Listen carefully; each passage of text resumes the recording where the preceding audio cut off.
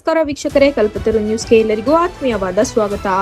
Jail ಭರೋ ಚಳುವಳಿ, ಜಿಲ್ಲಾಧಿಕಾರಿಗಳ ಕಚೇರಿಗೆ ಮುತ್ತಿಗೆಗೆ ಯತ್ನ. ತುಮಕೂರು, ಆಗಸ್ಟ್ 10. ಕೇಂದ್ರ ಕಾರ್ಮಿಕ ಸಂಘಟನೆಗಳ ಜಂಟಿ ಸಮಿತಿ ಹಾಗೂ ಸಂಯುಕ್ತ ಕಿಸಾನ್ ಮೋರ್ಚಾ ಕರೆ ನೀಡಿದ್ದ ಜೈಲ್ ಭರೋ ಚಳುವಳಿ ಸೋಮವಾರ ತುಮಕೂರಿನಲ್ಲಿ ನಡೆಯಿತು. ಸರ್ಕಾರದ ಜನ ವಿರೋಧಿ, ರೈತ ಕಾರ್ಮಿಕ ಹಾಗೂ ವಿದ್ಯಾರ್ಥಿ ವಿರೋಧಿ ನೀತಿಗಳನ್ನು ಖಂಡಿಸಿ ಸ್ವಾತಂತ್ರ್ಯ ಚೌಕದಿಂದ ಜಿಲ್ಲಾಧಿಕಾರಿಗಳ ಕಚೇರಿವರೆಗೆ ಮೆರವಣಿಗೆ ನಡೆಸಿದ ಪ್ರತಿಭಟನಾಕಾರರು ಕಚೇರಿಗೆ ಮುತ್ತಿಗೆ ಹಾಕಲು ಯತ್ನಿಸಿದರು. ಈ ವೇಳೆ ಪೊಲೀಸರ ಬ್ಯಾರಿಕೇಡ್ಗಳನ್ನು ಹಾಕಿ ಪ್ರತಿಭಟನಾಕಾರರನ್ನು ತಡೆದು ಹಲವರನ್ನು ಬಂಧಿಸಿ ವಶಕ್ಕೆ ಪಡೆದರು. ರಾಜ್ಯ ರೈತ ಸಂಘದ ಜಿಲ್ಲಾಧ್ಯಕ್ಷ ಎ ಗೋವಿಂದರಾಜು ಮಾತನಾಡಿ, ರೈತರಿಂದ ಜಮೀನು ಕಸಿದುಕೊಳ್ಳುವ ಕ್ರಮ ನಿಲ್ಲಿಸಬೇಕು ಎಂದು ಆಗ್ರಹಿಸಿದರು.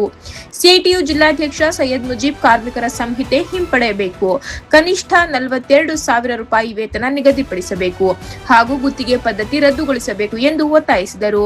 ಪ್ರಾಂತ ರೈತ ಸಂಘದ ಜಿಲ್ಲಾಧ್ಯಕ್ಷ ದೊಡ್ಡ ನಂಜಪ್ಪ ಬಗರ್ ಹುಕುಂ ಸಾಗುವಳಿದಾರರ ಸಮಸ್ಯೆ ಬಗೆಹರಿಸಬೇಕು ಎಂದು ಆಗ್ರಹಿಸಿದರು. ವಿವಿಧ ರೈತ, ಕಾರ್ಮಿಕ ಹಾಗೂ ನೌಕರರ ಸಂಘಟನೆಗಳ ಮುಖಂಡರು ಮತ್ತು ಕಾರ್ಯಕರ್ತರು ಪ್ರತಿಭಟನೆಯಲ್ಲಿ ಭಾಗವಹಿಸಿದ್ದರು. ವರದಿ ಉದಯ್ ಕುಮಾರ್, ಕಲ್ಪತರು ನ್ಯೂಸ್, ತುಮಕೂರು.